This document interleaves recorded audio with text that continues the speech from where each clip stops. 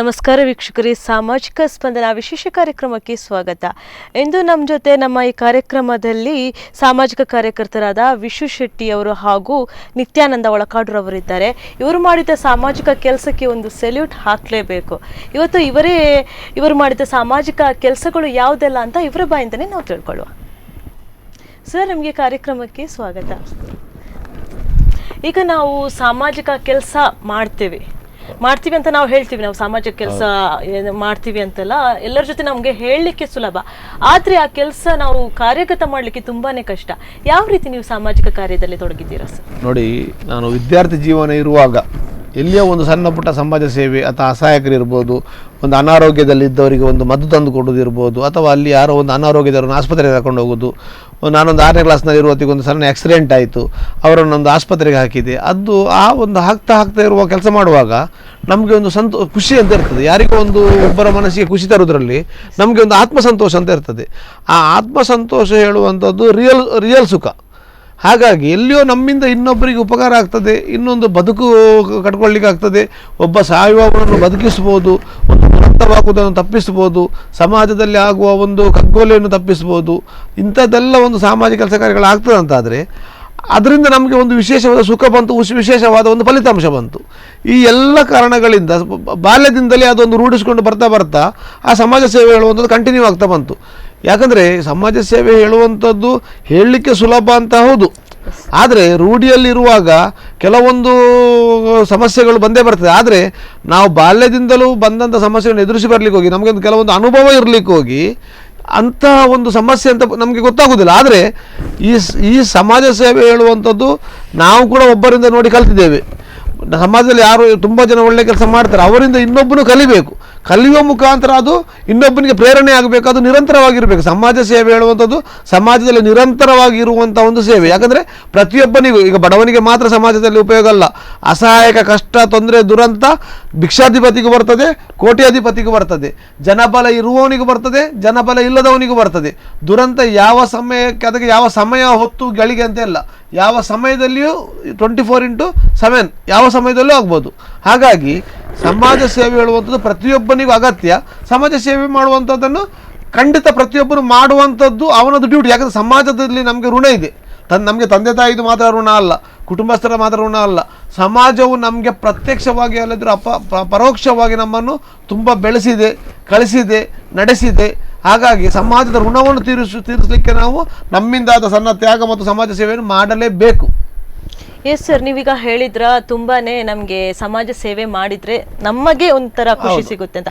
ಆ ರೀತಿಯಾಗಿ ನೀವು ಎಷ್ಟೋ ಸಮಾಜ ಕಾರ್ಯದಲ್ಲಿ ತೊಡಗಿದ್ದೀರಾ, ಆದ್ರೆ ನಿಮ್ಮ ಮನಸ್ಸಿಗೆ ಒಂಥರ ಖುಷಿ, ಒಂಥರ ತುಂಬಾ ಮನಸ್ಸಿಗೆ ಹಚ್ಚಿದೆ ಯಾವ್ದಾದ್ರು ಒಂದು ಸಮಾಜ? ನೋಡಿ, ಅದಕ್ಕೆ ನೀವು ಉದಾಹರಣೆ ಕೊಡ್ತಾ ಹೋದ್ರೆ ಸಾವಿರಾರು ಉದಾಹರಣೆ ಉಂಟು.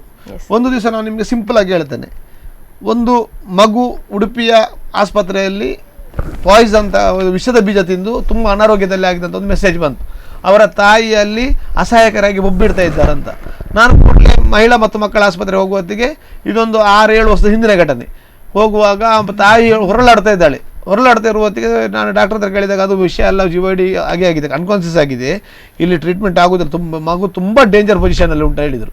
ಕಡೆಗೆ ಕೂಡಲೇ ನಾನು ಮಗುವನ್ನು ಕರ್ಕೊಂಡು ಒಂದು ಖಾಸಗಿ ಆಸ್ಪತ್ರೆಗೆ ಹೋದೆ. ಅವರು ಸಹ ಹೇಳಿದರು, ಇದು ಇನ್ನೂ ಸಹ ದೊಡ್ಡ ಆಸ್ಪತ್ರೆಗೆ ಕರ್ಕೊಂಡೋಗಿ ಸೆಟ್ ಭಾರಿ ಇದು ಉಂಟು, BP ಎಲ್ಲ ಡೌನ್ ಆಗಿದೆ ಅಂತ. ಕಡೆಗೆ ನಾನು ಎಂತ ಮಾಡೋದು? ಕಡೆಗೆ ನನಗೆ ಮತ್ತೆ ಸಹ ಅವತ್ತು ನಾನು ತುಂಬ ಬಿಸಿ ಇದ್ದೆ, ಅವರು ಕೂಲಿ ಕಾರ್ಮಿಕರು. ಆದರೂ ನನಗೆ ಮನಸ್ಸು ಕೇಳಲಿಲ್ಲ. ಅಲ್ಲಿಂದ ಇನ್ನೊಂದು ಖಾಸಗಿ ಆಸ್ಪತ್ರೆಗೆ ಹೋಗಿ ನಾನು ಹೇಳಿದೆ, ಮಗು ಸಾಯ್ತದ ಬದುಕದ ಪ್ರಶ್ನೆ ಬೇರೆ, ನಮಗೆ ಫಲಿತಾಂಶ ದೇವರಿಗೆ ಬಿಟ್ಟದ್ದು, ನಮ್ಮ ಹೋರಾಟ ಏನೇ ಆಗಲಿ, ಅದು ಎಷ್ಟೇ ಖರ್ಚಾಗಲಿ ಡಾಕ್ಟ್ರೆ, ಅದಕ್ಕೆ ಜವಾಬ್ದಾರಿ ನಾನು. ಚಿಕಿತ್ಸೆಗೆ ನೀವು ವೈದ್ಯಕೀಯವಾಗಿ ಈ ಪರಿಸ್ಥಿತಿಯಲ್ಲಿ ಏನೆಲ್ಲ ಮಗುವಿಗೆ ಚಿಕಿತ್ಸೆ ಕೊಡಲಿಕ್ಕೆ ಉಂಟು ಅದನ್ನು ಕೊಡಿ. ಬದುಕುತ್ತದೆ ಸಾಯ್ತದ ನಾವೇನು ಹೇಳಲಿಕ್ಕಿಲ್ಲ, ಫಲಿತಾಂಶ ನಿರೀಕ್ಷೆ ಮಾಡೋದಿಲ್ಲ. ನಿಮ್ಮ ಏನಕ್ಕೆ ಇದು ಚಿಕಿತ್ಸೆ ಉಂಟು ಕೊಡಿ ಅಂತ ವೈದ್ಯರು ಅಡ್ಮಿಟ್ ಮಾಡಿದರು, ಚಿಕಿತ್ಸೆ ಕೊಟ್ಟರು. 2 ದಿವಸದಲ್ಲಿ ಮಗುವಿಗೆ ಕಾನ್ಸಿಯಸ್ ಬಂದಿದೆ, 4 ದಿವಸದಲ್ಲಿ ಮಗು ಡಿಸ್ಚಾರ್ಜ್ ಆಗಿದೆ. ವೈದ್ಯರಿಗೂ ಅದರಲ್ಲಿ ಶೋಕ್ ಆಗಿದೆ. ಲಾಸ್ಟಿಗೆ ನಾನು ಹೈಟೆಕ್ ಆಸ್ಪತ್ರೆ ಅಡ್ಮಿಟ್ ಮಾಡಿದ್ದೆ, ಅಲ್ಲಿ ಜನಾರ್ದನ್ ಪ್ರಭು ಡಾಕ್ಟರ್ ಬಂದಿದ್ದರು ಮಗುವಿನ ಟ್ರೀಟ್ಮೆಂಟಿಗೆ. ಬಟ್ ಎಲ್ಲಿಯೋ ದೇವರ ಒಂದು ವಿಶೇಷವಾದ, ನಮ್ಮದು ನಿಸ್ವಾರ್ಥ ಸೇವೆ, ಅದರಲ್ಲಿ ಸ್ವಾರ್ಥ ಇಲ್ಲ. ಹಾಗಾಗಿ ನಿಸ್ವಾರ್ಥಕ್ಕೆ ದೇವರ ಅನುಗ್ರಹ ಖಂಡಿತ ಇದೆ, ಪ್ರಕೃತಿಯ ಅನುಗ್ರಹವೂ ಉಂಟು.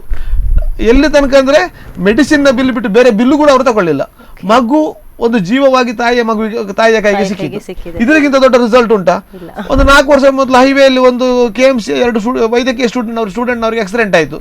ರಾತ್ರಿ 3 ಗಂಟೆಗೆ ಆಕ್ಸಿಡೆಂಟ್ ಆದದ್ದು.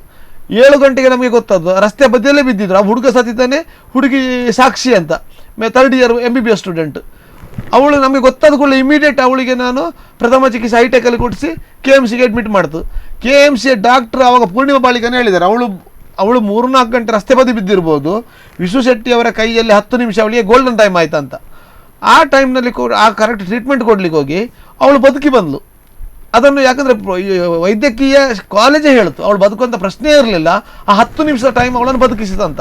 ಹಾಗಾಗಿ ಎಲ್ಲಿಯೋ ಒಂದು ಜೀವ ಕಳೆದುಕೊಳ್ಳುವವರಿಗೆ ಪುನರ್ಜನ್ಮ ಕೊಡುವಂತಹ ಕೆಲಸ ಜನಸಾಮಾನ್ಯರಾದ ನಮಗೆ ಒಂದು ಪ್ರಕೃತಿಯಲ್ಲಿ ಒಂದು ಅವಕಾಶ ಇರುವಾಗ ವೈದ್ಯರಿಗಿಂತ ಮೇಲೆ ನಾವು ಒಬ್ಬರಿಗೆ ಮರು ಜನ್ಮ ಕೊಟ್ಟದ್ದು. ತಂದೆ ತಾಯಿಗೆ ಹುಟ್ಟಿದ ಜನ್ಮ ಕೊಟ್ಟ ತಂದೆ ತಾಯಿಯವರ ಇದು ಋಣ ತೀರಿಸಲಿಕ್ಕೆ ಸಾಧ್ಯ ಇಲ್ಲ ಅಂತೆ. ಮರು ಜನ್ಮ ಕೊಟ್ಟ ನಾವು ಇನ್ನೂ ಸಹ ವಿಶೇಷ. ಇದರಲ್ಲಿ ಒಂದು ವಿಶೇಷ ಸಂತೋಷ ಉಂಟು. ಒಂದು ಮನೆಯ ದೀಪ ಅರಳಿತು, ಅವರಿಗೆ ಒಂದೇ ಮಗಳು ಗುಜರಾತ್ನವಳು, ಈಗ ಬದುಕಿ ಅವಳು ಡಿಸ್ಟಿಂಕ್ಷನಲ್ಲಿ ಪಾಸಾಗಿ MBBS ಕಂಪ್ಲೀಟ್ ಮಾಡಿದ್ಲು. ಹಾಗಾಗಿ ಎಲ್ಲಿಯೋ ನಮ್ಮ ಒಂದು 1/2-3 ಗಂಟೆಯ ಹೋರಾಟ ಅಥವಾ ಎಲ್ಲಿಯೋ ಕೆಲವೊಂದು ಸರ್ತಿ ನಮ್ಮ ಕಿಸೆಯಲ್ಲಿಯೂ ಹಣ ಹೋಗ್ಬೋದು, ಅದರಲ್ಲಿ ಫಲಿತಾಂಶ ದೊಡ್ಡದು ಬರ್ತದೆ. ಇಂಥದ್ದು ನಾನು ನಿಮಗೆ ಫಲಿತಾಂಶ ಹೇಳ್ತಾ ಹೋದ್ರೆ 24 ಗಂಟೆ ಸಾಕಾಗುದಿಲ್ಲ. ಹೌದು, ಇದಕ್ಕಿಂತ ದೊಡ್ಡ ಖುಷಿ ಏನುಂಟು? ಅದೇ ಸರ್, ಈಗ ನೀವು ಒಂದು ನಾಗರಿಕ ಸಮಿತಿಯನ್ನ ರಚಿಸಿದ್ದೀರಾ ಅಂತ ಹೇಳಿದ್ರೆ, ಅದರ ಕಾರ್ಯಗಳು ಯಾವ ರೀತಿ ನಡೀತಾ ಇದೆ? ನಮ್ಮ ನಾಗರಿಕ ಸಮಿತಿಯಾಗಿ ಸುಮಾರು 20 ವರ್ಷ ಈ ವರ್ಷದಲ್ಲಿ ಆಗಿದೆ. ನಾವು ಮೊದಲು ನಾಗರಿಕ ಸಮಿತಿಯಲ್ಲಿ ಒಂದು 8 ಜನ ಪದಾಧಿಕಾರಿಗಳನ್ನು ಆಯ್ಕೆ ಮಾಡಿಕೊಂಡು ನಾವು ಈ ಪತ್ರಿಕೆಯಲ್ಲಿ ಯಾವುದು ಬರ್ತವೆ, ಏನು ಸಹಾಯಕರಿದ್ದಾರೆ, ವಿದ್ಯಾವಂತರಿಗೆ ಏನಾದರೂ ಬೇಕು, ಎಲ್ಲ ವಿಷಯದಲ್ಲಿ ಕೂಡ ಪತ್ರಿಕೆಯಲ್ಲಿ ಮಾಧ್ಯಮದಲ್ಲಿ ನೋಡಿ ನಾವು ಅದನ್ನು ತಿಳಿದುಕೊಂಡು ಜನಸಾಮಾನ್ಯರಲ್ಲಿ ವಂತಿಗೆ ಮಾಡಿಕೊಂಡು ಅವರಿಗೆ ಸಹಾಯವನ್ನು ಮಾಡ್ತಿದ್ದೇವೆ ಸಣ್ಣ ರೀತಿಯಲ್ಲಿ ಮೊದಲು. ತದನಂತರ ನಮ್ಮದು ನಾಗರಿಕ ಸಮಿತಿ ಸ್ವಲ್ಪ ಬೆಳವಣಿಗೆ ಆಗಿ ನಮ್ಮ ಎಲ್ಲ ಕಾರ್ಯಕರ್ತರು ತುಂಬ ಜನ ಅದಕ್ಕೆ ಸೇರಿಕೊಂಡು ನಾವು ಒಳ್ಳೆಯ ರೀತಿಯ ಕೆಲಸ ಮಾಡೋದು ಅಂತ ಹೇಳಿದ್ರೆ ಮತ್ತೆ ಏನೆಲ್ಲ ಮಾಡ್ಬೋದು ಎಂಬ ದೃಷ್ಟಿಯಿಂದ ನಾವು ನಮಗೆ ಆತ್ಮೀಯರೊಬ್ಬರು ಆ್ಯಂಬುಲೆನ್ಸನ್ನು ನಮಗೆ ಉಚಿತವಾಗಿ ಕೊಡ್ತೇನೆ ಅಂತ ಹೇಳಿದ್ರು. ಆ ಉಚಿತವಾಗಿ ಪಡೆಕೊಂಡ ನಂತರ ನಾವು ಬಹಳಷ್ಟು ಏನು ಜನರಿಗೆ ಏನು ಬೇಕು, ಏನು ಆಗಬೇಕು ಎಂಬ ದೃಷ್ಟಿಯಿಂದ ಎಲ್ಲ ರೀತಿಯಲ್ಲಿ ನಾವು ಅದಕ್ಕೆ 24 ಗಂಟೆಯೂ ನಾವು ಅದನ್ನು ಸೇವೆಯನ್ನು ಸಲ್ಲಿಸ್ತಿದ್ದೇವೆ. ಯಾರು ಸಾಯಲಿ, ಯಾರು ಅಸಹಾಯಕ ಬಿದ್ದಿರಲಿ, ಯಾರು ಹುಚ್ಚರಿರಲಿ ಅಥವಾ ಏನೇ ಇರಲಿ, ಅದನ್ನು ನಾವು ಮುಕ್ತವಾಗಿ ನಮಗೆ ಯಾರು ಕರೆ ಮಾಡ್ತಾರೆ ಆ ಸ್ಥಳಕ್ಕೆ ಹೋಗಿ ನಾವು ಅದನ್ನು ಕೆಲಸವನ್ನು ಮಾಡ್ತಿದ್ದೆವು. ಅದೇ ನಂತರ ಒಂದು ಏನಾಗಿದೆ, ರಾತ್ರಿ ಕರೆಗೆ ನಾವು ಸ್ವಲ್ಪ ಹೋಗೋದು ಸ್ವಲ್ಪ ಕಡಿಮೆ ಇತ್ತು. ಯಾಕಂತೇಳಿದ್ರೆ ರಾತ್ರಿ ನಮಗೆ ಆಗೋರು ಇರ್ತಾರೆ, ಆಗದವರು ಇರ್ತಾರೆ, ನಮ್ಗೆ ಏನು ಆಗ್ತದೆ ನಮ್ಗೆ ಗೊತ್ತಿರೋದಿಲ್ಲ. ಆದರೂ ನಾವು ಆ ಕರೆಗೆ ಹೋಗೊಟ್ಟು ಹತ್ತಿರದಲ್ಲಿರುವಂಥ ಯಾರು ಇದ್ದಾರೆ ಅವರಿಗೆ ಕರೆ ಮಾಡಿಕೊಂಡು, ಅಲ್ಲದೆ ಹತ್ತಿರದಲ್ಲಿರುವ ಒಂದು ಸ್ಟೇಷನ್ ಯಾವುದೇ ಅವರಿಗೆ ಕರೆ ಮಾಡಿಕೊಂಡು ನಾವು ಹೋಗಿ ಅಲ್ಲಿ ನಮ್ಮ ಏನು ಸೇವೆ ಇದೆ ಅದನ್ನು ನಾವು ಸಲ್ಲಿಸ್ತಾ ಬರ್ತಿದ್ದೇವೆ. ಹಾಗೆ ನಮ್ಮ ನಾಗರಿಕ ಸಮಿತಿಯನ್ನು ದಿನನಿತ್ಯ ಪ್ರತಿ ದಿನವೂ 24 ಗಂಟೆಯಲ್ಲಿ ನಮ್ಮ ಕಾರ್ಯಕರ್ತರು ಸೇರಿ ಅದಕ್ಕೆ ಕೂಡ ನಮಗೆ ನಮಗೆ ತಾರನಾಥ ಮೇಶ್ವರ ಒಬ್ಬರು ನಮ್ಮ ಆತ್ಮೀಯರಿದ್ದಾರೆ, ಅವರು ನಮಗೆ ಎಷ್ಟೇ ಹೊತ್ತು ಕರೀರಿ ಅವರು ಇಮಿಡಿಯೇಟ್ಲಿ ಬಂದು ನಮಗೆ ಸಹಕಾರವನ್ನು ಇಬ್ಬರಿಗೂ ವಿಶ್ವ ಶೆಟ್ಟಿಗೂ ಇಬ್ಬರಿಗೂ ನಮಗೆ ಅವರನ್ನು ಸಹಕಾರ ನೀಡಿ ಇನ್ನಷ್ಟು ನಮಗೆ ಉತ್ತೇಜನ ಕೊಡುವಂಥ ಕೆಲಸಕ್ಕೆ ಅವರು ಅಣಿಯಾಗಿದ್ದಾರೆ. ಯಾಕಂತೇಳಿದ್ರೆ ನಮ್ಮ ಸಮಿತಿಯು ಯಾವ ರೀತಿ ಇದೆ, ಫಲಾಪೇಕ್ಷೆ ಇಲ್ಲದೆ ಯಾರ ಹತ್ರ ಹಣವನ್ನು ಕೇಳದೆ, ಯಾವುದು ನಮ್ಮ ಸತ್ತದ ಹಣ ಇರಲಿ, ಇದ್ದ ಹಣ ಇರಲಿ ಅಥವಾ ಯಾವುದೇ ಇರಲಿ, ಯಾವ ರೂಪಾಯಿಯನ್ನು ನಾವು ತಗೊಳ್ಳೋದು ನಾವು ಇಷ್ಟವರೆಗೆ ನಾವು ಸಮಿತಿಯನ್ನು ಒಂದು ನ್ಯಾಯೋಚಿತವಾಗಿ ನಾವು ಈಗ ಬಂದಿದ್ದೇವೆ. ಓಕೆ ಸರ್, ಈಗಿನ ಕಾಲದಲ್ಲಿ ಹೆಚ್ಚಾಗಿ ಯಾರು ಸಾಮಾಜಿಕ ಕಾರ್ಯದಲ್ಲಿ ತೊಡಗಿಕೊಳ್ಳೋದಿಲ್ಲ, ಆದರೆ ನಿಮಗೆ ಸಾಮಾಜಿಕ ಕಾರ್ಯದಲ್ಲಿ ತೊಡಗಿಕೊಳ್ಳಿಕ್ಕೆ ಪ್ರೇರಣೆ ಏನಾಗಿದೆ? ನಾವು ಹುಟ್ಟು ಬಡವರು. ಓಕೆ, ಹುಟ್ಟಂದಿನಿಂದಲೂ ನಮ್ಮ ತಂದೆ ತಾಯಿಯವರು ತಂದೆಯನ್ನು ಕಳಕೊಂಡವನು. ತಾಯಿ ಮನೆ ಕೆಲಸವನ್ನು ಮಾಡಿಕೊಂಡು ನಮಗೆ ಜೀವನವನ್ನು ನಡೆಸಿ ನಮ್ಮ ಕಷ್ಟ ಕಾಲಕ್ಕೂ ಕೂಡ ಅವರು ಭಾಗಿದ್ದೆವು. ಆಗ ಕಷ್ಟ ಏನು ಎಂಬುದು ನಮಗೆ ಗೊತ್ತಿದೆ. ವಿದ್ಯೆ ಕಲಿಯಲು ಆಗಲಿಲ್ಲ. ಯಾಕಂತೇಳಿದ್ರೆ ನಮ್ಮ ಪರಿಸ್ಥಿತಿ ಆ ರೀತಿ ಇತ್ತು.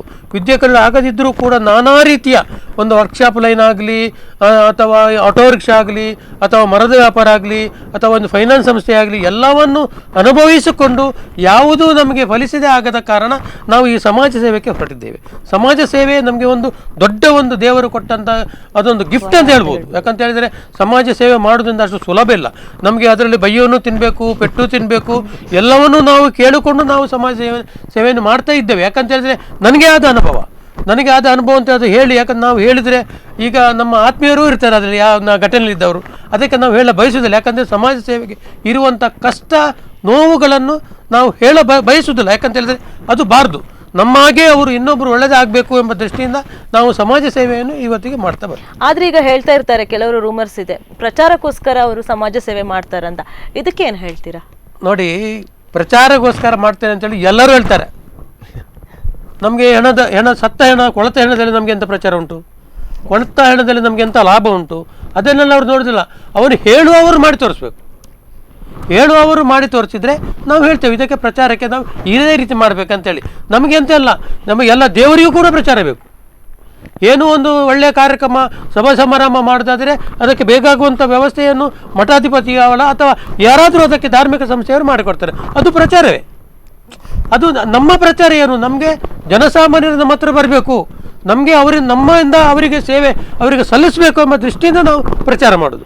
ನಾವು ಬೇರೆ ದೃಷ್ಟಿಯಿಂದ ನಾವು ಪ್ರಚಾರ ಮಾಡಲಿಕ್ಕೆ ನಾವು ಹೋಗೋದಿಲ್ಲ. ಮತ್ತಂದ್ರೆ ಪ್ರಚಾರ ಅಂದ್ಕೊಳ್ಳಿ, ನಾನೊಂದು ಮಾತು ಹೇಳ್ತೇನೆ ನೋಡಿ. ಪ್ರಚಾರದ ಮುಖ್ಯ ವಿಷಯ ಅಂತಂದರೆ, ವಿಷಯ ಇನ್ನೊಬ್ಬರಿಗೆ ತಿಳಿದ ಕೂಡ ನಾವು ಎಷ್ಟೋ ಜನರ ಅಸಹಾಯಕರನ್ನು ಆಸ್ಪತ್ರೆಗೆ ಹಾಕಿರ್ತೇವೆ, ಎಷ್ಟೋ ಜನರಿಗೆ ಮನೆ ಇರುವುದಿಲ್ಲ, ಮಠ ಇರುವುದಿಲ್ಲ. ಆ ರಕ್ಷಣೆ ಮಾಡಿದ ಸಮಯ ಪ್ರಚಾರ ಸಾರ್ವಜನಿಕರಿಗೆ ತಿಳಿಯದೆ ಸಾರ್ವಜನಿಕರು ಅವ್ರಿಗೆ ಹೆಲ್ಪ್ ಮಾಡ್ಲಿಕ್ಕೆ ಹೋಗ್ಲಿಕ್ಕೆ ಆಗ್ತದ? ಈ ಪ್ರಚಾರವೆಂಬುದು ಇರ್ಲಿಕ್ಕೆ ಹೋಗಿ ಮಾಧ್ಯಮ ಮುಖಾಂತರ ಪ್ರಚಾರ ಬರಲಿಕ್ಕೆ ಹೋಗಿ ನಮಗೆ ನಿಜವಾಗಿ ದೊಡ್ಡ ಒಂದು ಆಸ್ತಿ ಮಾಧ್ಯಮ, ಪತ್ರಿಕಾ ಮಾಧ್ಯಮ ಇರ್ಬೋದು, ಟಿ ವಿ ಮಾಧ್ಯಮ ಇರ್ಬೋದು. ಕೆಲವೊಂದು ಅಸಹಾಯಕರು ಅಥವಾ ಅನ್ನೋನ್ ಪರ್ಸನ್ ಎಷ್ಟೋ ಇವತ್ತು ಕೆಲವೊಂದು ಪೇಷಂಟಿಗೆ ಲಕ್ಷ ಸಾರ್ವಜನಿಕರು ತಂದುಕೊಟ್ಟಿದ್ದಾರೆ. ಗೀತಾ ಹೇಳುವಂಥ ಒಂದು ಕಾಲೇಜ್ ಯುವತಿಗೆ ಅನಾರೋಗ್ಯ ಇದ್ದಾಗ ನಾವು ನಮ್ಮಿಂದ ಕೈಯಲ್ಲಿ ಇದ್ದದ್ದು ಕೊಟ್ಟು ಮಾಧ್ಯಮ ಮುಖಾಂತರ ಪ್ರಕಟಣೆ ನೀಡಿದಾಗ ಅವಳಿಗೆ 15 ಲಕ್ಷ ರೂಪಾಯಿ ಟ್ರೀಟ್ಮೆಂಟಿಗೆ ಬಂತು. ಇದು ನಾವು ಗುಟ್ಟಾಗಿಟ್ಟಿದ್ರೆ ಅವಳಿಗೆ ಸಾಧ್ಯ ಉಂಟಾ? ಈ ಪ್ರಚಾರದಿಂದ ಎಷ್ಟೋ ಜೀವ ಉಳಿದಿದೆ. ಪ್ರಚಾರ ಮಾಡುವ ನೋಡಿ, ನಿಜವಾಗಿ ಅದನ್ನು ಹೇಳುವವರು ದಯಮಾಡಿ ಒಂದಿಷ್ಟು ಆಲೋಚನೆ ಮಾಡಿ.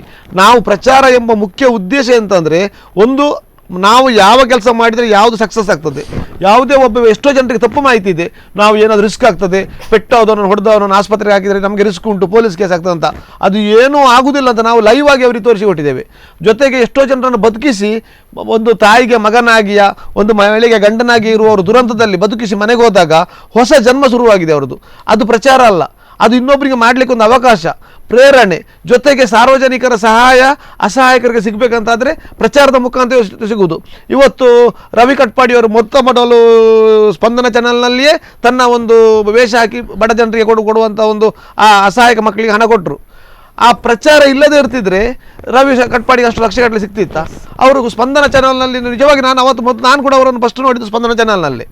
ಅವರು ಆ ರೀತಿಯ ಒಂದು ಕೆಲಸ ಮಾಡಿ ಒಂದು 2 ದಿವಸ ಒಂದು ಅವರ ಜೀವದ ಒಂದು ಹೋರಾಟ ಮಾಡಿಕೊಂಡು ವೇಷ ಹಾಕಿಕೊಂಡು ಆ ಮಕ್ಕಳಿಗಾಗಿ ಆ ಒಂದು ಪ್ರಚಾರವನ್ನು ಕೊಟ್ಟ ನಂತರ ಸಾರ್ವಜನಿಕರಿಂದ ಲಕ್ಷ ಹಣ ಬಂತು. ಪ್ರಚಾರ ಮಾಡದೆ ಬಂದರೆ ಜನರಿಗೆ ಗೊತ್ತಾಗ್ತದ? ಇದು ಪ್ರಚಾರ ಎಂಬುದು ಸಕಾರಾತ್ಮಕವಾಗಿ ಹೇಳುವವರು ಧನಾತ್ಮಕವಾಗಿ ಹೇಳ್ತಾರೆ, ಋಣಾತ್ಮಕವಾಗಿ ಹೇಳ್ತಾರೆ. ಅದು ಯಾವುದೇ ನೋಡಿ, ನಮ್ಮ ದೊಡ್ಡ ರಾಮಾಯಣ ಮಹಾಭಾರತ ತೆಗೆದ್ರೆ ಸೀತಾದೇವಿಗೂ ಅಪರಾಧ ಹಾಕಿದ್ದಾರೆ. ಅದು ಮತ್ತೆ ಒಂದೇ ಅಂತಂದರೆ ಅಪರಾಧವು ಬೇಕು. ಯಾಕಂದರೆ ನಮ್ಮನ್ನು ಅದು ಜಾಗೃತಿ ಮೂಡಿಸ್ತದೆ. ಸ್ವಲ್ಪ ನಾವು ಕೇರ್ಲೆಸ್ ಆಗಿ ಎಲ್ಲೋ ಒಂದು ಹೋಗುವಂಥದ್ದಲ್ಲ, ಪ್ರತಿಯೊಬ್ಬನು ಜಾಗೃತಿಯಾಗಿರಬೇಕು. ಹಾಗಾಗಿ ಏನೇ ಇರಲಿ, ಕಷ್ಟದೊಟ್ಟಿಗೆ ಸುಖ, ರಾತ್ರಿ ಹಗಲು, ಪ್ರಚಾರದೊಟ್ಟಿಗೆ ಅಪಪ್ರಚಾರ ಉಂಟಲ್ಲ, ಅದೆಲ್ಲ ಒಂದು ಡಬಲ್ ಪದಗಳು. ಹಾಗಾಗಿ ಅದನ್ನು ನಾವು ದೂರವಾಗಿಲ್ಲ. ಆದರೆ ಪ್ರಚಾರ ಅವರು ಸ್ವಲ್ಪ ಆಲೋಚನೆ ಮಾಡಬೇಕು. ಅವರು ಎಲ್ಲಿಯೋ ಒಂದು ಅದಕ್ಕೆ ನೋಡಿ, ಒಂದು 100 ಕಿಲೋಮೀಟರ್ ಸ್ಪೀಡಲ್ಲಿ ಹೋಗುವವನನ್ನು ತಡೆ ಹಾಕಿದರೆ ಅವ 80 ಕಿಲೋಮೀಟರ್ 60 ಕಿಲೋಮೀಟರ್ಗೆ ಬರ್ತಾನೆ. ಅವನ ಕೆಲಸಕ್ಕೆ ನಾವು ಅಡ್ಡ ಹಾಕಬಾರ್ದು. ಬೀಸಿದ ಬೀಜ ಮೊಳಕೆ ಬರುವಾಗ ಮೊಳಕೆ ಬಾರದೇ ಇದ್ದ ಬೀಜ ಮೊಳಕೆ ಬಂದ ಬೀಜಕ್ಕೆ ತಾನು ಗೊಬ್ಬರವಾಗಿ ಬೆಳೀಲಿಕ್ಕೆ ಪ್ರೇರಣೆ ಕೊಡ್ತದೆ. ಹಾಗಾಗಿ ನಮ್ಮ ಹತ್ರ ಏನಾಗ್ತದೆ ಅದನ್ನು ನಾವು ಮಾಡಬೇಕು. ನಮ್ಮ ಹತ್ರ ಆಗದಿದ್ದರೆ ಮಾಡುವವನಿಗಾದರೂ ಸಹಾಯ ಮಾಡಬೇಕು. ಈಗ ನಾನು ನಾನು ಸ್ಟೂಡೆಂಟ್ ಆಗಿರುವಾಗ ಒಳಕಾಡಿನವರದ್ದು ದೊಡ್ಡ ನಾನು ಫ್ಯಾನ್. ಅವ್ರು ಮಾಡುವ ಕೆಲಸಕ್ಕೆ ಅವ್ರಿಗೆ ಗೊತ್ತಿಲ್ಲ, ಮಾತ್ರ ಅವ್ರು ನಗರಸಭೆ ಒಟ್ಟಿಗೆ ನಿಂತಾಗ ಸಹ ಅವರ ಹಿಂದೆ ನಾನು ಓದೋದುಂಟು. ಬಟ್ ಅವ್ರು ಮಾಡೋ ಕೆಲಸ ಅವಾಗ ಯಾಕಂದ್ರೆ ನಮಗೊಂದು ಪ್ರೇರಣೆ ಆಗ್ತದೆ. ಅದು ಅವರು ಕೆಲಸ ಮಾಡಿದ್ದಾರೆ, ಒಂದು ತಪ್ಪನ್ನು ಎತ್ತಿ ಹಿಡಿದಿದ್ದಾರೆ. ಯಾಕಂದರೆ ನಾವು ಅದರಲ್ಲಿ ನೋಡಿ 10 ಕೆಲಸ ಮಾಡುವಾಗ 1-2 ತಪ್ಪು ನಮ್ಮ ಹತ್ರ ಆಗ್ಬೋದು, ಆದರೆ ಸರಿಯಾದದನ್ನು ನಾವು ನೋಡ್ಬೋದಲ್ಲ. 100ಕ್ಕೆ 100 ನಾವು ಮಾಡಿದ ಕೆಲಸ ಎಲ್ಲ ಪ್ಲಸ್ ಆಗ್ತದೆ, ಎಲ್ಲ ಸಕಾರಾತ್ಮಕ ಆಗ್ತದೆ ಅಂತ ಹೇಳುವಂಥ ಪ್ರಶ್ನೆ ಅಲ್ಲ. ಹಾಗಾಗಿ ಪ್ರಚಾರ ಅಲ್ಲ, ಪ್ರಚಾರ ಬದುಕಲಿಕ್ಕಾಗಿ ಮತ್ತು ಯಶಸ್ವಿ ಆಗಲಿಕ್ಕೆ ಖಂಡಿತ ಬೇಕು. ಸರ್, ಈ ಕುರಿತು ಹೆಚ್ಚಾಗಿ ಮಾತನಾಡುವ, ಆದರೆ ಅದಕ್ಕಿಂತ ಮುಂಚೆ ಇದಕ್ಕೊಂದು ಸ್ಮಾಲ್ ಬ್ರೇಕ್.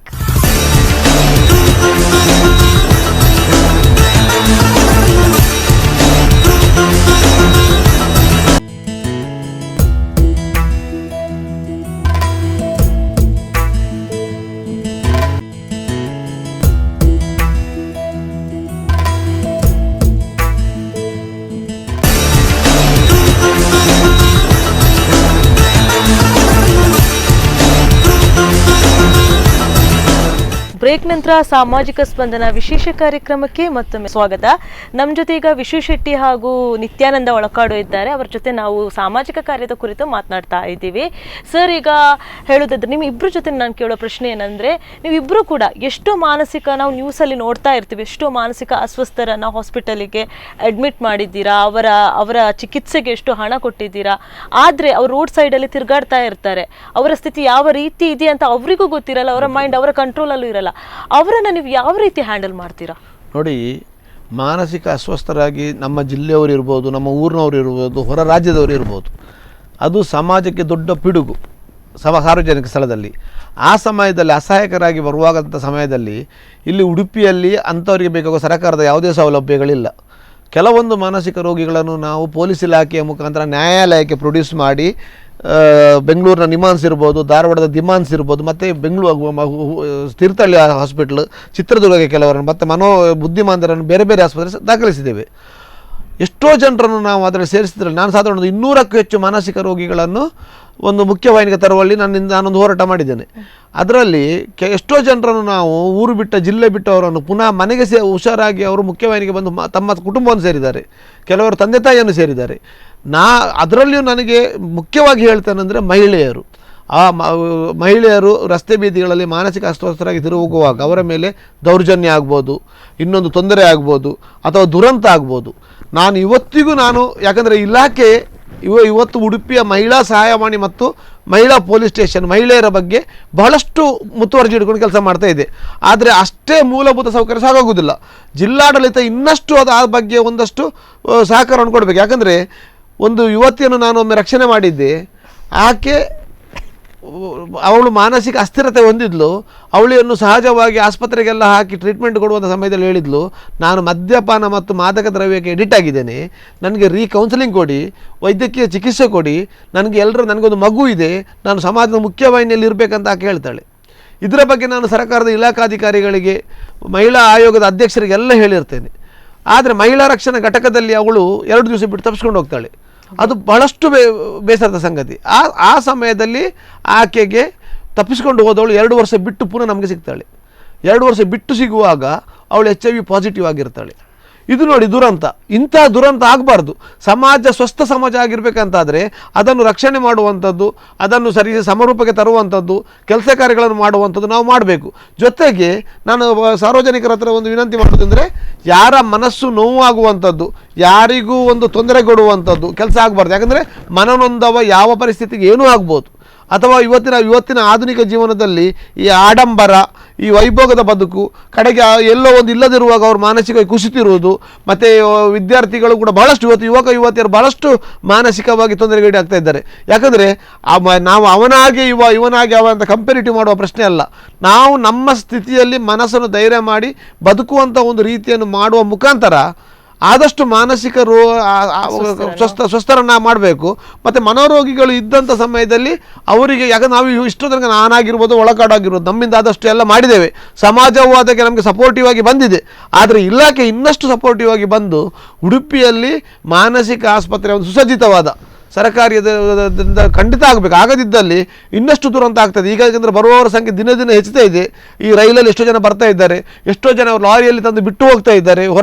ಹೊರ ರಾಜ್ಯದವರಿಗೆ ಮೊನ್ನೆ ಒಬ್ಬಳು ಮಥುರದವಳು ಬಂದಳು, ಹಾಗಾಗಿ ಆಂಧ್ರದವರೊಬ್ಬರು ಬಂದರು. ಹಾಗಾಗಿ ಇದೆಲ್ಲವನ್ನು ನೋಡುತ್ತಾ ತಡೆಗಟ್ಟಬೇಕು. ಜೊತೆಗೆ ಎಲ್ಲಿಯೋ ಒಂದು ನಮ್ಮ ಊರಲ್ಲಿದ್ದಾರಂತ ಅವರನ್ನು ಇನ್ನೊಂದು ಊರಿಗೆ ನಾವು ಬಿಟ್ಟು ಬರುವುದು ತಪ್ಪು. ಅವರನ್ನು ಮುಖ್ಯ ವಾಹಿನಿಗೆ ತರುವಲ್ಲಿ ನಮ್ಮಲ್ಲಾದ ಪ್ರಯತ್ನ. ಮತ್ತು ಪುನರ್ವಸತಿ ಕೇಂದ್ರಗಳಿಗೆ, ಈಗ ನಾವೀಗ ಕಾಸರಗೋಡು ತನಕ ಪುನರ್ವಸತಿ ಕೇಂದ್ರಕ್ಕೆ ಹೋಗಿದ್ದೇವೆ, ದೈಗುಳಿಗೆ ಹೋಗಿದ್ದೇವೆ, ಸ್ನೇಹಾಲಯಕ್ಕೆ ಹೋಗಿದ್ದೇವೆ ಮಂಜೇಶ್ವರದ್ದು. ಈ ಎಲ್ಲ ರೀತಿಯಲ್ಲಿ ಮಾನಸಿಕ ಅಸ್ವಸ್ಥರನ್ನು ತೊಂದರೆಗೆ ಈಡಾಗುವಂಥದ್ದು ಅಥವಾ ದುರಂತ ಆಗುವುದನ್ನು ತಪ್ಪಿಸಬೇಕು. ಜೊತೆಗೆ ನಮ್ಮಿಂದ ಯಾಕಂದ್ರೆ ನಾವೇ ಒಂದು ಮಾಡಿದಂತಲ್ಲ, ನಮಗೆ ಸಮಾಜ ಮತ್ತು ಪೊಲೀಸ್ ಇಲಾಖೆ, ಮಹಿಳಾ ಸಹಾಯವಾಣಿ, ಹಿರಿಯ ನಾಗರಿಕ ಸಹಾಯವಾಣಿ ಎಲ್ಲ ಸಹಕಾರದೊಂದಿಗೆ ಒಂದಷ್ಟು ಸೇವೆ ನಾನು ಮಾಡಿದ್ದೇನೆ. ಬಟ್ ಇದು ನಿರಂತರವಾಗಿ ಸಮಾಜ ಮಾಡುವಂತೆ ಇಲಾಖೆ ಒಂದು ಅದಕ್ಕೆ ಸ್ಪಂದನೆ ಕೊಡಬೇಕಂತ. ಮಾನಸಿಕದಲ್ಲಿಯೂ ಕೂಡ 2 ವಿಧ ಉಂಟು. ಈಗ ಮಾನಸಿಕ ಅಂತೇಳಿ ನಾವು ಅವರನ್ನು ಹಿಡಿದುಕೊಂಡು ಅವರಿಗೆ ಬೇಕಾಗುವ ವ್ಯವಸ್ಥೆಯನ್ನು ನಾವು ಮಾಡ್ತೇವೆ. ಈ ಕೆಲವರು ಮಾನಸಿಕವಾಗಿ ವರ್ತನೆ ಮಾಡೋರಿದ್ದಾರೆ. ಯಾಕಂದರೆ ಅವರಿಗೆ ಇಲ್ಲಿ ಮನೆಯಿಂದ ಜಗಳ ಮಾಡಿಯಾ, ಕಳ್ಳತನ ಮಾಡಿಯಾ, ದರೋಡೆ ಮಾಡಿಯಾ, ಇನ್ನಿತರ ನಾನಾ ಕೇಸುಗಳಲ್ಲಿ ಅವರು ಇಲ್ಲಿ ಬಂದು ತಿರುಗುವಂಥ ಜನರು ಇದ್ದಾರೆ. ಹೀಗೆ ಇತ್ತೀಚೆಗೆ ಒಂದಾಯಿತು, ನಾವು ಅವರನ್ನು ಹಿಡಿಲಿಕ್ಕೆ ಹೋಗಲಿಲ್ಲ, ಮುಟ್ಲಿಕ್ಕೆ ಹೋಗಲಿಲ್ಲ, ಅಡ್ಮಿಟ್ ಮಾಡಲಿಕ್ಕೆ ಹೋಗಲಿಲ್ಲ. ನಾವು ಅವ್ರದ್ದು ಖಾಲಿ ಒಂದು ಫೋಟೋ ತೆಗೆದು ಅವ್ರನ್ನ ನಾವು ವಾಟ್ಸಪ್ಪಲ್ಲಿ ಹಾಕಿಬಿಟ್ಟಿದ್ರು. ಯಾರೋ ಒಂದು ಕರೆ ಮಾಡಿದರು, ನೀವು ವಾಟ್ಸಪ್ ನನಗೆ ಗೋಚರ, ಯಾಕಂದ್ರೆ ನಾವು ಅಡ್ಮಿಟ್ ಮಾಡಿದ್ರೆ ಮಾತ್ರ ನಮ್ಗೆ ಸ್ವಲ್ಪ ತಲೆಗೆ ಬರ್ತದೆ. ಬ್ರಹ್ಮಾವರ ಪೊಲೀಸ್ ಸ್ಟೇಷನ್ಗೆ ಫೋನ್ ಬಂತು ನನಗೆ, ಹೀಗೆ ನೀವೊಂದು ವಾಟ್ಸಪ್ಪಲ್ಲಿ ಹಾಕಿದ್ದೀರಿ, ನಿಮಗೆ ಅವ್ರಿಗೆ ಇದ್ದಾನಾ ಅಂತ. ಯಾಕೆ ಸರ್, ಅವನು ಮನೆಯೆಲ್ಲ ಜಗಳ ಮಾಡಿ 3 ವರ್ಷದಿಂದ ಅವನಿಗೆ ವಾರಂಟ್ ಆಗಿದೆ, ಅವನು ಇಲ್ಲಿ ಹುಚ್ಚರಾಗಿ ತಿರ್ತಿದ್ದಾನೆ ಅಂತ ಹೇಳಿದ್ರು. ನಾವು ಹುಡುಕಿತ್ತು, ನಾನು ಮತ್ತು ತಾರದ್ ಮತ್ತು ಇಡೀ ಉಡುಪಿ ಹುಡುಕಿದ್ದು ಎಲ್ಲಿ ಸಿಗ್ತಾನೆ ಅಂತೇಳಿ. ಅವನು ಸಿಗಲಿಲ್ಲ. ಅದು ನಾವು ಅವ್ರಿಗೆ ಯಾವಾಗಿದೆ ಅಂಥವರು ಕೂಡ ಇಲ್ಲಿ ಮಾನಸಿಕವಾಗಿ ವರ್ತನೆ ಮಾಡೋರು ಇದ್ದಾರೆ. ಇದರಲ್ಲಿ 2 ಬೆನಿಫಿಟ್ಟು.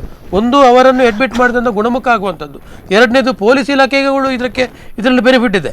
ಯಾಕಂತ ಹೇಳಿದ್ರೆ ಹಿಡಿದು ಕೂಡಲೇ ಅವರಿಗೆ ಬರ್ತಾರೆ, ಏನಾದರೂ ಆಗ್ತದೆ, ಅವರನ್ನು ನಾವೀಗ ಎಮರ್ಸಿ ಮಾಡ್ತೇವೆ, ಅವರಿಗೆ ಸ್ಟೇಷನ್ ಬರಲೇಬೇಕು. ಅಂಥ ಕೇಸುಗಳು ತುಂಬ ಇವೆ. ಒಬ್ಬನನ್ನು ಹಾಗೆ ಹಿಡಿದುಕೊಂಡು ಒಂದು ಮನೆಯನ್ನು ಬಿದ್ದಿದ್ದ ಇಲ್ಲಿ ನಮ್ಮ ಬಸ್ ಸ್ಟ್ಯಾಂಡ್ ಹತ್ರ. ಅವನು ಬಿದ್ದ ಕೂಡಲೇ ಅದೇ ಮನುಷ್ಯನನ್ನು ನಾವೊಮ್ಮೆ ಅವನಿಗೆ ಅದೇರ್ಘಾಟ್ ಆಸ್ಪತ್ರೆಗೆ ಸೇರಿಸಿ ಅವನು ಗುಣಮುಖವಾಗಿ ಕಳಿಸಿದ್ದೇನೆ. ಕಡೆಗೆ ನೋಡುವಾಗ ಅವನನ್ನು ಉಡುಪಿ ಜೈಲಿನಿಂದ ಬಿಡುಗಡೆ ಆಗಿ ಬಂದು ಎಲ್ಲಿ ಯಾರು ಮನೆಯಲ್ಲಿ ಒಬ್ಬರು ಇರ್ತಾರೆ ಅಲ್ಲಿ ಮಾನಸಿಕವಾಗಿ ವರ್ತನೆ ಮಾಡಿ ಕದ್ದುಕೊಳ್ಳುವ ವ್ಯಾಪಾರ ಅವನನ್ನು ಪುನಃ ಹಿಡಿದು ಮತ್ತೆ ಪುನಃ ಅವನನ್ನು ಬಂಧನಕ್ಕೆ ನಾವು ಬಿಟ್ಟಿದ್ದೇವೆ. ಅದರಲ್ಲಿ 2 ವಿಧ ಇದೆ. ಆ 2 ವಿಧದಲ್ಲಿಯೂ ಕೂಡ ನಮಗೆ ಸ್ಯಾಟಿಸ್ಫ್ಯಾಕ್ಷನ್ ಇದೆ. ಒಂದು, ಕಳ್ಳತನವನ್ನು ನಿಲ್ಲಿಸ್ಬೋದು. ಇನ್ನೊಂದು, ಮಾನಸಿಕವಾದ ವ್ಯಕ್ತಿಯನ್ನು ನಾವು ಅವರ ಗುಣಮುಖವಾಗಿ ಅವರ ಮನೆಗೆ ಹೋಗುವಂಥ ಕೆಲಸವನ್ನು ಮಾಡೋದು. ಅದು ನಮಗೆ ಬೇಕಾಗುವಂಥ ತೃಪ್ತಿ ಕೊಡುವಂಥ ವಿಚಾರ. ಅದರಲ್ಲಿ ದುರಂತ ತಪ್ಪಿಸಬಹುದು. ಹೌದು ಸರ್, ಒಂದು ದೊಡ್ಡ ದುರಂತವನ್ನ ತಪ್ಪಿಸ್ಲಿಕ್ಕಾಗುತ್ತೆ. ಇದು ನೀವು ಈ ರೀತಿಯ ಕೆಲಸ ಮಾಡ್ತೀರಾ. ಅದೇ ಈಗಿನ ಯುವಕರು ಅವರನ್ನ ಯಾವ ರೀತಿ ಹ್ಯಾಂಡಲ್ ಮಾಡ್ಬೋದು? ಮಾನಸಿಕ ಅಸ್ವಸ್ಥರನ್ನ ನಾನೇ ಈಗ ದಾರಿಯಲ್ಲಿ ಹೋಗ್ತಾ ಇರುವಾಗ ಒಬ್ರು ಮಾನಸಿಕ ಅಸ್ವಸ್ಥನ ಮುಂದೆ ಬಂದ್ರು, ನಾವು ಯಾವ ರೀತಿ ಅವರನ್ನ ಮಾಡ್ಬೋದು, ಹ್ಯಾಂಡಲ್ ಮಾಡ್ಬೋದು? ಯಾವ ರೀತಿ ಅವರಿಗೆ ಅವರನ್ನ ಸುರಕ್ಷಿತವಾದ ಒಂದು ಸ್ಥಳಕ್ಕೆ? ಕೆಲವೊಂದು ಸರ್ತಿ ಎಂತ ಅಂದ್ರೆ, ನಮ್ಮಿಂದ ಆದದನ್ನು ಮಾಡಬಹುದು, ನಮ್ಮ ಹತ್ರ ಆಗದಿದ್ದು ಮಾಡ್ಲಿಕ್ಕೆ ಆಗುದಿಲ್ಲ. ಆದ್ರೆ ಸಂಬಂಧಪಟ್ಟ ಇಲಾಖೆಗೆ ತಿಳಿಸಬಹುದು.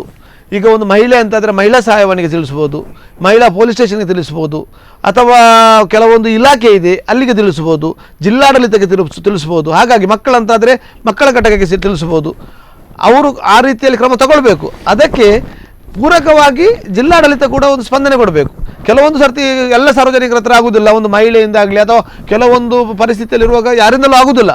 ಆದರೆ ಆವಾಗ ಸಮಾಜ, ಸಂಘ ಸಂಸ್ಥೆ ಎಲ್ಲ ಒಟ್ಟಾಗಿ ಮಾಡುವಂಥ ಕೆಲಸ ಆಗಬೇಕು. ಅದು ಇಬ್ಬರಿಂದ ಆಗುವ ಕೆಲಸ ಅಲ್ಲ. ಅದಕ್ಕಾಗಿ ನಾವೇನು ಮಾಡ್ಬೋದು, ನಾವು ಯಾರ ಗಮನಕ್ಕೆ ತರ್ಬೋದು ಅದನ್ನು ಕೆಲಸ ಮಾಡ್ಬೋದು. ಆ ಗಮನಕ್ಕೆ ತರುವ ಮುಖಾಂತರ, ಯಾಕಂದರೆ ನಾನು ಮೊದಲೇ ಹೇಳಿದೆ ನಿಮಗೆ, ಮಾಡಿದ ಎಲ್ಲ ಕೆಲಸವೂ ಯಶಸ್ವಿ ಆಗುವುದಿಲ್ಲ. ನಾವು ನಮ್ಮಿಂದ ಆದ ಕೆಲಸವನ್ನು ಮಾಡೋದು. ಆದರೆ ನಿಸ್ವಾರ್ಥವಾಗಿ ಮಾಡುವಾಗ 90% ಖಂಡಿತ ಯಶಸ್ವಿ ಆಗ್ತದೆ. ಹಾಗಾಗಿ ಇದು ಮಾನಸಿಕ ತೊಂದರೆ ಹೇಳುವಂಥದ್ದು, ಜೊತೆಗೆ ಮಹಿಳೆಯರು ಮತ್ತು ಮಕ್ಕಳ ಬಗ್ಗೆ ಬಹಳ ಕಠಿಣವಾದ ಕ್ರಮವನ್ನು ತಗೊಳ್ಬೇಕು. ಅದರಲ್ಲಿ ದುರಂತಗಳು ಬೆನ್ನಿಗೆ ಆಗ್ತಾನೇ ಇದೆ. ಎಷ್ಟೋ ಜನ ಎಜುಕೇಷನ್ ಆದವರು, ಕೆಲಸಕ್ಕಿದ್ದವರು ಎಲ್ಲಿಯೋ ಅಲ್ಲಿ ಒಂದು ಟೆನ್ಷನ್ ಆಯ್ತು ಅಂತ ಬಂದು ರಥ ಬೀದಿಯಲ್ಲಿ ಕೂತವರು ಇದ್ದಾರೆ, ಬಸ್ ಸ್ಟ್ಯಾಂಡಲ್ಲಿ ಕೂತವರು ಇದ್ದಾರೆ. ಮೊನ್ನೆ ಒಂದು ಯುವತಿ 40,000 ರೂಪಾಯಿ ಸಾಫ್ಟ್ವೇರ್, 30,000 ರೂಪಾಯಿ ಸಾಫ್ಟ್ವೇರ್ ಇಂಜಿನಿಯರ್, ಅವಳು ಗೊತ್ತೇ ಇಲ್ಲ, ಬಂದು ರಥ ಬೀದಿಯಲ್ಲಿ ಕೂತಿದ್ದಾಳೆ. 8ನೇ ಕ್ಲಾಸ್ ಹೋಗಿದೆ ಅಂತ ಹೇಳಿ 8ನೇ ಕ್ಲಾಸ್ ಅಂತ ಸುಳ್ಳು ಹೇಳಿದ್ದಾಳೆ.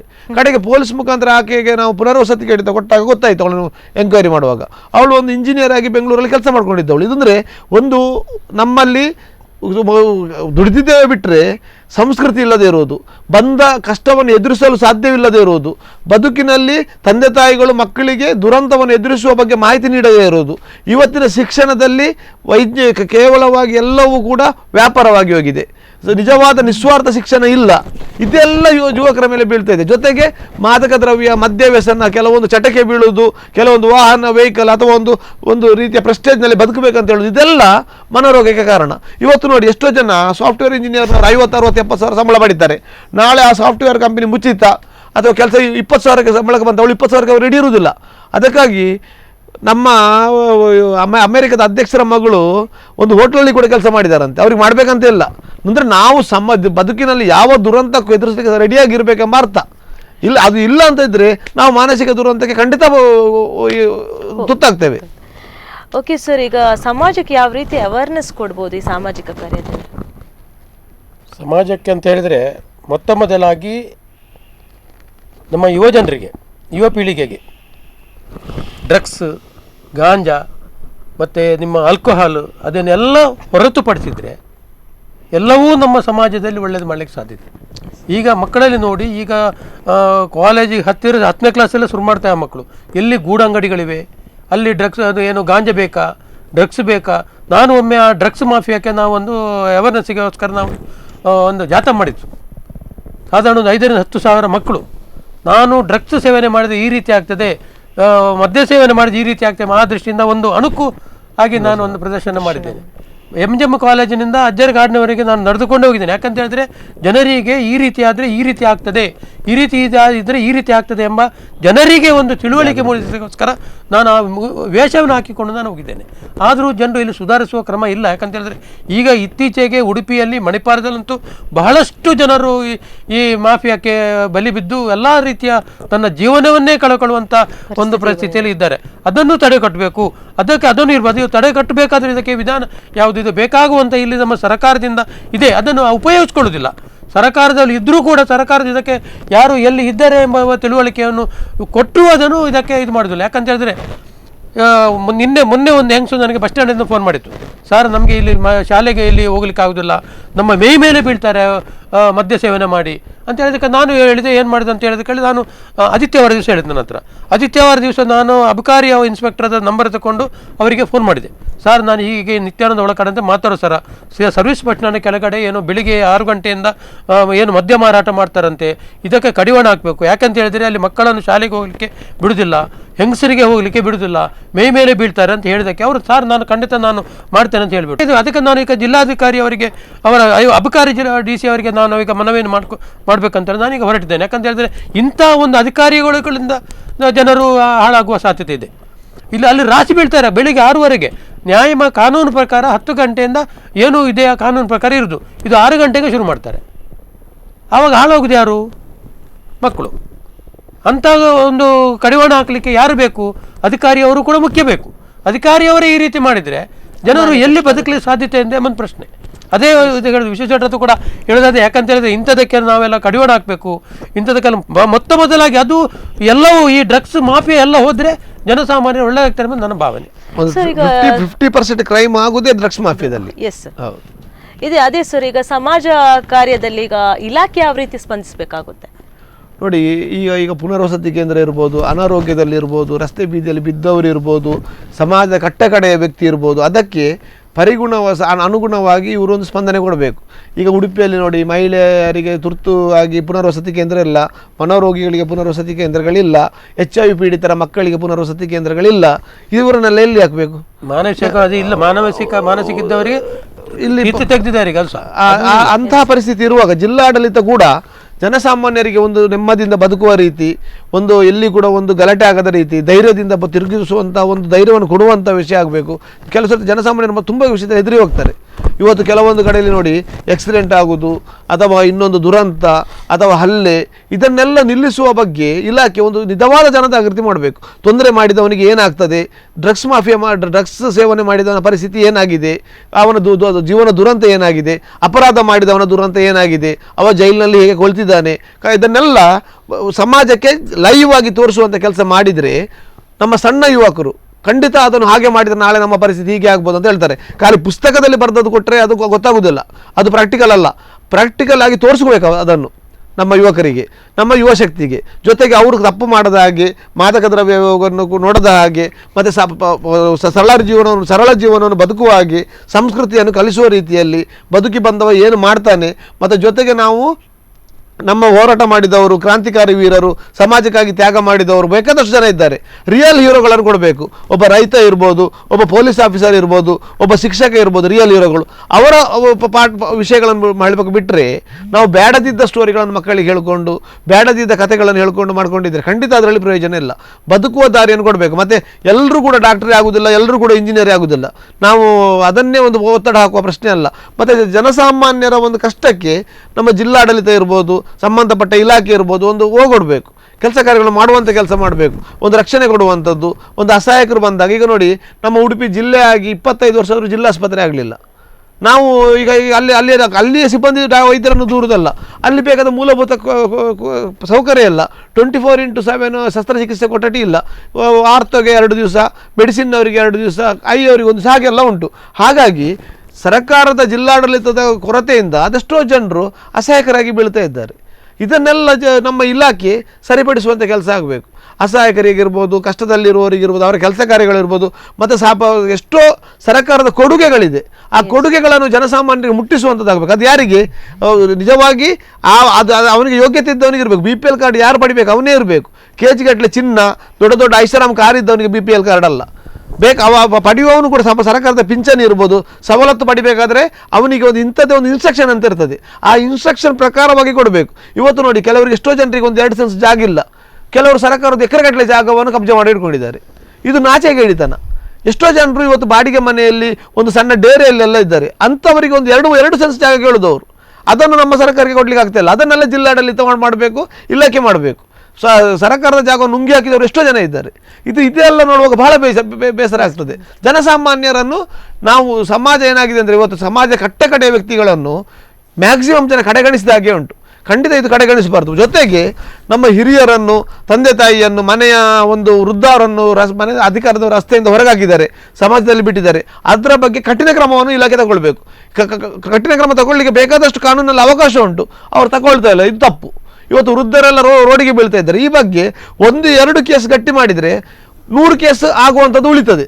ಇದೇನೂ ಆಗುವುದಿಲ್ಲ ಅಂತ ಉಂಟಲ್ಲ, ಜನರಿಗೆ ಗಟ್ಟಿಯಾಗಿದೆ. ವೃದ್ಧರೆಲ್ಲ ಬೀದಿಗೆ ಬೀಳ್ತಾ ಇದ್ದಾರೆ. ಇದಕ್ಕೆಲ್ಲ ಖಂಡಿತ ಅವಕಾಶ ಕೊಡಬಾರ್ದು. ಈ ಬಗ್ಗೆ ಸಂಬಂಧಪಟ್ಟ ಎಲ್ಲ ಇಲಾಖೆ ಕೂಡ ಅವರಿಗೆ ಸಂಬಂಧಪಟ್ಟ ವಿಷಯಗಳನ್ನು ಸರಿಯಾಗಿ ಒಂದು ಮಾನವೀಯತೆಯ ರೀತಿಯಲ್ಲಿ ಕಾನೂನು ಪ್ರಕಾರ ಮಾಡಿದರೆ, ಕಡತ ಮೇಂಟೈನ್ ಮಾಡೋದಲ್ಲ. ಇಲ್ಲಿ ಇವರಂತ ಕಡತ ಮೇಂಟೈನ್ನೇ ಮಾಡ್ತಾ ಇದ್ದಾರೆ. ಮಾಡಿದರೆ ಖಂಡಿತ ಈ ದುರಂತವನ್ನು ಇಲಾಖೆಗಳಿಂದ ತಪ್ಪಿಸಲಿಕ್ಕೆ ಆಗ್ತದೆ. ಈ ಕುರಿತು ಹೆಚ್ಚಾಗಿ ಮಾತನಾಡುವ ಸರ್. ಅದಕ್ಕಿಂತ ಮುಂಚೆ ಇದೀಗ ಒಂದು ಸ್ಮಾಲ್ ಬ್ರೇಕ್.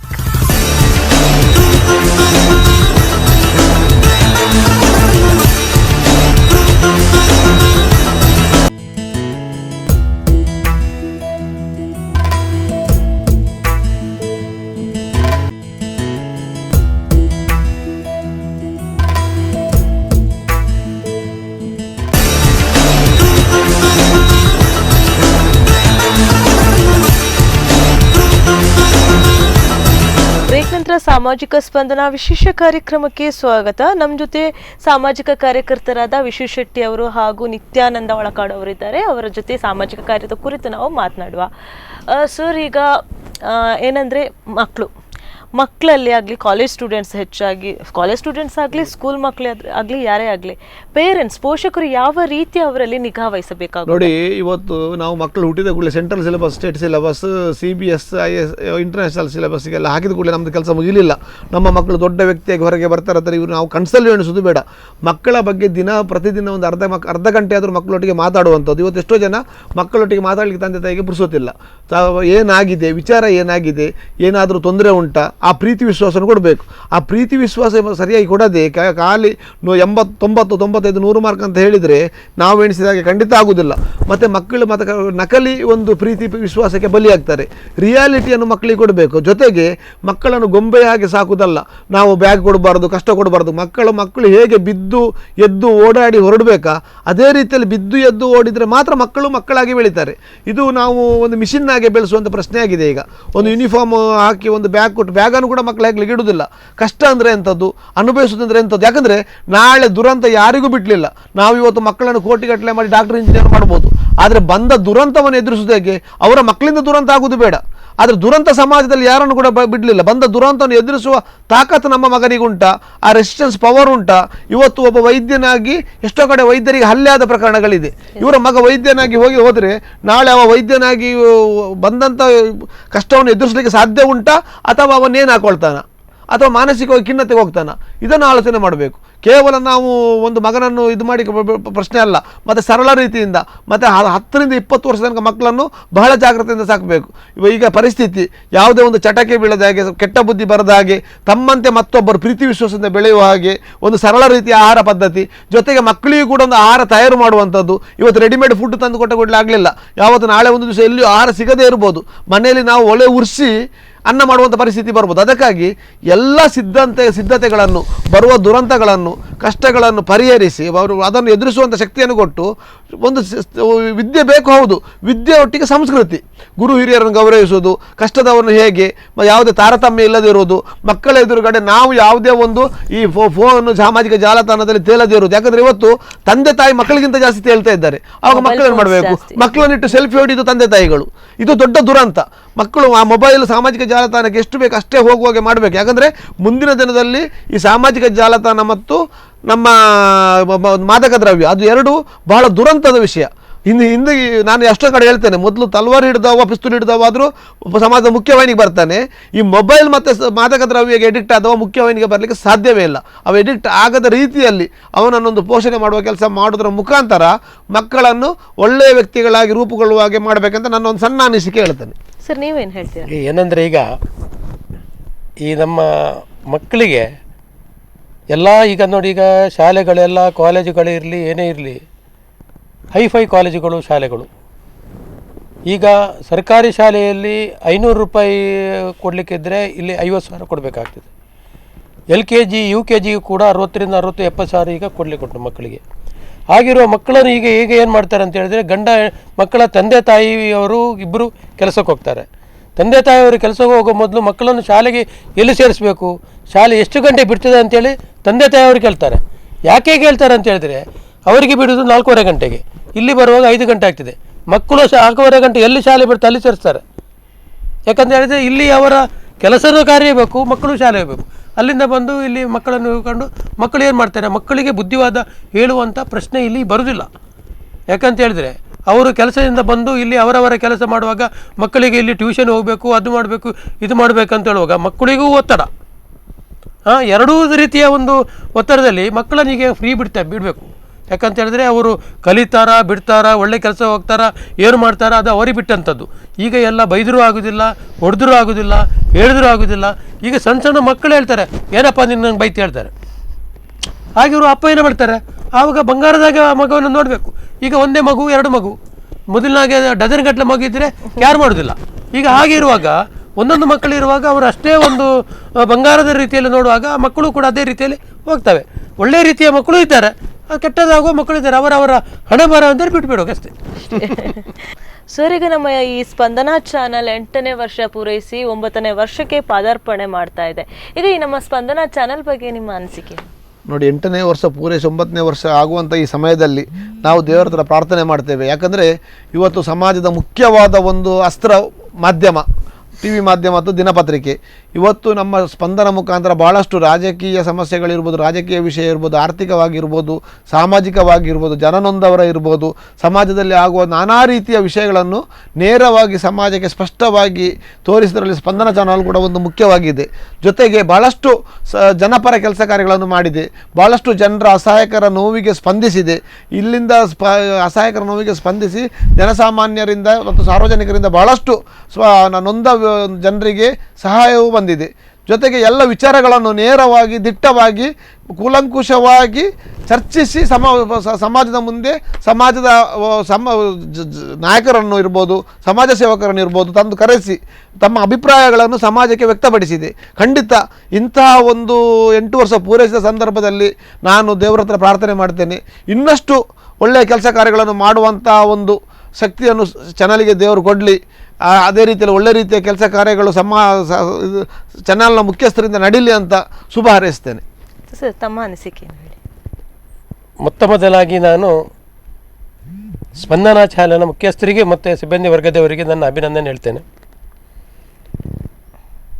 ನಿಮ್ಮ ಚಾನಲ್ನಿಂದ ನಮ್ಮ ಸಮಿತಿಗಾಗಲಿ ನನ್ನ ವೈಯಕ್ತಿಕ ಆಗಲಿ ಎಲ್ಲ ರೀತಿಯಲ್ಲಿಯೂ ಕೂಡ ನಮಗೆ ಪ್ರಚಾರವಂತವನ್ನು ಕೊಟ್ಟು ನಮಗೆ 100ಕ್ಕೆ 100 ಜನರು ನಮಗೆ ನಾವು ಸ್ಪಂದನ ಚಾನಲ್ ನಿಮ್ಮನ್ನು ನೋಡಿದ್ದೇವೆ ಕಂಡಿದ್ದೇವೆ ಎಂಬ ಮಾತನ್ನು ಹೇಳಿದ ಜನರಿಗೂ ಕೂಡ ನಮಗೆ ಪ್ರಚಾರ ಅಂದರೆ ಈಗ ತಾವೇ ಹೇಳಿದಾಗ ಪ್ರಚಾರ ಕೊಟ್ಟು ನಮ್ಮನ್ನು ಅಭಿನಂದಿಸಿ ನಮಗೆ ಇನ್ನಷ್ಟು ಕೆಲಸ ಮಾಡಲಿಕ್ಕೆ ಉತ್ತೇಜನವನ್ನು ಕೊಟ್ಟಂಥ ನಿಮ್ಮ ಚಾನಲ್ ಎಲ್ಲ ವರ್ಗದವರಿಗೂ ನಾನು ನನ್ನ ಅಭಿನಂದನೆ ಸಲ್ಲಿಸ್ತೇನೆ. ಅದೂ ಅಲ್ಲದೆ ನಾವು ಮಾಡಿದಂಥ ಕಾರ್ಯಕ್ರಮದಲ್ಲಿ ಕರ್ತವ್ಯದಲ್ಲಿ ನಮಗೆ ನಾವು ಕೊಟ್ಟಂಥ ನಿಮ್ಮ ಮನವಿ, ನಿಮ್ಮ ಒಂದು ಅನಿಸಿಕೆಯ ಪ್ರಕಾರ ಬಹಳಷ್ಟು ಜನರಿಗೆ ಒಂದು ಅಸಹಾಯಕರಿಗಾಗಲಿ ಅನಾರೋಗ್ಯ ಪೀಡಿತರಿಗಾಗಿ ಎಲ್ಲರಿಗೂ ಕೂಡ ನಿಮ್ಮ ಚಾನಲಿಂದ ಬಹಳಷ್ಟು ದೇಣಿಗೆಯನ್ನು ಬಂದು ಜನರು ಗುಣಮುಖವಾಗಿ ಮನೆಗೂ ಕೂಡ ಹೋಗಿರುವಂಥ ಪ್ರಸಂಗ ನಿಮ್ಮ ಚಾನಲಿಂದ ಬಂದಿದೆ. ಅದಕ್ಕೋಸ್ಕರ ನಾನು ಪುನೊಮ್ಮೆ ನಿಮಗೆ ಅಭಿನಂದನೆ ಸಲ್ಲಿಸಿ ನನ್ನ 2 ಮಾತನ್ನು ಮುಗಿಸಿ. ಓಕೆ ಸರ್, ಈಗ ಕೊನೆಯದಾಗಿ ಒಂದು ಪ್ರಶ್ನೆ ಏನಂದರೆ, ಈಗ ಇಲ್ಲಿ ಹಲವಾರು ಸಂಘ ಸಂಸ್ಥೆಗಳಿವೆ, ಅಧಿಕಾರಿ ವರ್ಗಗಳಾಗಲಿ, ಅವರು ಈ ಸಮಾಜಕ್ಕೆ ಯಾವ ರೀತಿ ಸ್ಪಂದಿಸ್ಬೋದು? ಸಮಾಜ ಕಾರ್ಯದಲ್ಲಿ ಯಾವ ರೀತಿ ಸ್ಪಂದನೆ ನಮ್ಮ ನೀಡ್ಬೋದು? ಸಮಾಜ ಹೇಳುವುದು ಜಾತ್ಯತೀತ ದೇಶ. ಹಿಂದೂ ಇರ್ಬೋದು, ಮುಸ್ಲಿಂ ಇರ್ಬೋದು, ಕ್ರಿಶ್ಚಿಯನ್ ಇರ್ಬೋದು, 3 ಧರ್ಮದ ಗ್ರಂಥ ಬೇರೆ ಇರ್ಬೋದು. ಆದರೆ ಎಲ್ರಿಗೂ ಬೇಕಾದದ್ದು ಭಾರತದ ಸಂವಿಧಾನ ಪ್ರಮುಖವಾದ ಗ್ರಂಥ. ಆ ಭಾರತ ಸಂವಿಧಾನಕ್ಕೆ ನಾವೆಲ್ಲರೂ ತಲೆಬಾಗಬೇಕು. ಹಾಗಾಗಿ ಸಮಾಜದಲ್ಲಿ ಯಾವುದೇ ಒಂದು ತಾರತಮ್ಯವಿಲ್ಲದೆ ತೊಂದರೆ ಬಂದಾಗ, ಕಷ್ಟ ಬಂದಾಗ, ಅಥವಾ ಯಾವುದೊಂದು ಕೆಲಸ ಕಾರ್ಯಗಳಾದಾಗ ಪಕ್ಷ ಭೇದ ಜಾತಿ ಮತ ಮರೆತು ಇವತ್ತು ಸಮಾಜದಲ್ಲಿರುವ ಬಹಳಷ್ಟು ಸಂಘಟನೆಗಳಿರ್ಬೋದು, ಸಮಾಜದ ಸಂಘ ಸಂಸ್ಥೆಗಳಿರ್ಬೋದು, ಯುವಕ ಮಂಡಲಗಳಿರ್ಬೋದು, ಸಮಾಜದ ಕಣ್ಣೀರಿಸುವ ಕೆಲಸ ಕಾರ್ಯಗಳನ್ನು ಮಾಡ್ತಾ ಇದೆ. ಕಣ್ಣೀರನ್ನು ಒರೆಸುವಂಥ ಕೆಲಸ ಮಾಡ್ತಾ ಇದೆ. ಸಮಾಜಕ್ಕೆ ಸ್ಪಂದಿಸ್ತಾ ಇದ್ದಾರೆ, ಅಸಹಾಯಕರಿಗೆ ಸ್ಪಂದಿಸ್ತಾ ಇದ್ದಾರೆ ಅಂತ ಬಹಳಷ್ಟು ಕೆಲಸ ಕಾರ್ಯಗಳಾಗ್ತಾ ಇದೆ. ಇದು ಇನ್ನಷ್ಟು ಸಂಘ ಸಂಸ್ಥೆಗಳಿಗೆ ಸ್ಫೂರ್ತಿಯಾಗಲಿ, ಇನ್ನಷ್ಟು ಜಾಸ್ತಿ ಕೆಲಸ ಕಾರ್ಯಗಳನ್ನು ಮಾಡುವ. ನಮ್ಮಲ್ಲಿ ಯಾವುದೇ ಜಾತಿ ಭೇದ ಮತ ಬೇಡ, ಅಥವಾ ದೊಡ್ಡವ ಸಣ್ಣವ ಬಡವ ಬಲ್ಲಿದೆ ಎಂಬುದು ಬೇಡ. ಎಲ್ಲರೂ ನಾವು ಸಮಾನವರು ಎಂಬ ಭಾವನೆಯಿಂದ ಯಾವುದೇ ಒಂದು ಕಲಹಕ್ಕೆ ಅಥವಾ ಅಶಾಂತಿಗೆ ನಾವು ಪ್ರೇರಣೆ ಕೊಡದೆ ಎಲ್ಲರೂ ಕೂಡ ಸಮಾಜದಲ್ಲಿ ಧೈರ್ಯದಿಂದ ಬದುಕುವಂಥ ಒಂದು ಸ್ಥಿತಿಯನ್ನು ತರುವುದರಲ್ಲಿ ನಾವು ಜನಸಾಮಾನ್ಯರಾದ ನಾವು, ಸಂಘ ಸಂಸ್ಥೆಗಳು, ನಾಯಕರು, ಜೊತೆಗೆ ಅದಕ್ಕೆ ಪೂರಕವಾಗಿ ಮಾಧ್ಯಮಕ್ಕೂ ಕೂಡ ಒದಗಿ ಬಂತಂತಾದರೆ ನಾವು ಖಂಡಿತ ಸಮಾಜದಲ್ಲಿ ಒಳ್ಳೆಯ ಒಂದು ವಾತಾವರಣವನ್ನು ಕಂಡುಹಿಡಲಿಕ್ಕೆ ಸಾಧ್ಯ ಆಗ್ತದೆ. ಇದಕ್ಕೆ ನಾವೆಲ್ಲರೂ ನಮ್ಮೆಲ್ಲರ ಜವಾಬ್ದಾರಿ ಇದು. ಸರ್, ಇದ್ರ ಬಗ್ಗೆ ನೀವೇನು ಹೇಳ್ತೀರಾ ಸರ್? ಈಗ ನಮ್ಮ ಸಮಿತಿ ಪ್ರಕಾರವೂ ಹಾಗೆ ಇನ್ನಷ್ಟು ನಮಗೆ ಒಂದು ಸಮಾಜ ಸೇವೆ ಮಾಡಲಿಕ್ಕೆ ಅವಕಾಶ ತಾವು ಕೊಡಬೇಕೆಂದು ಹೇಳ್ಕೊಳ್ತೇನೆ ಅಷ್ಟೇ. ಓಕೆ ಸರ್, ವೀಕ್ಷಕರಿಗೆ ಸಾಮಾಜಿಕ ಕಳಕಳಿ ಕುರಿತು ಸಾಕಷ್ಟು ಮಾಹಿತಿಯನ್ನು ನೀಡಿದ್ರ. ತಮಗೆ ಕಾರ್ಯಕ್ರಮಕ್ಕೆ ಆಗಮಿಸಿದ್ದಕ್ಕೆ ಧನ್ಯವಾದಗಳು.